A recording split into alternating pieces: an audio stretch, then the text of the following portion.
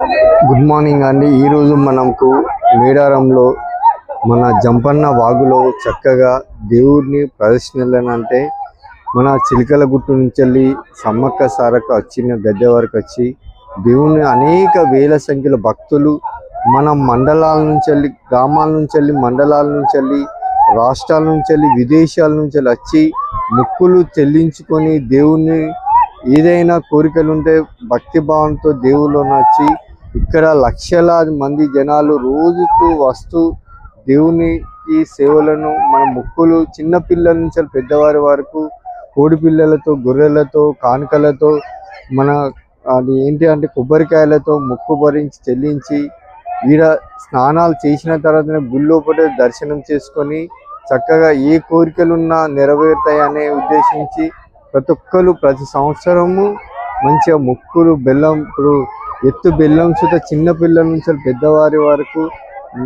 చెల్లించుకొని ఇక్కడ సుత చక్కగా మనకు వేనీళ్ళు సౌకర్యం సుత కల్పించారు.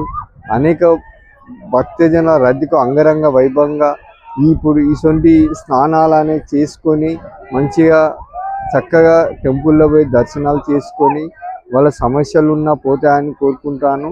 ప్రతి ఒక్కరు ఇక్కడ మన తెలంగాణలో మేడారం అంటే చాలా అద్భుతమైన శక్తివంతమైన సమ్మక్క సారక్కలు అనేది ఏంటంటే చాలా అద్భుతమైన ఉంటాయని ప్రతి ఒక్కరు వచ్చి దర్శనం చేసుకొని పోతున్నారు.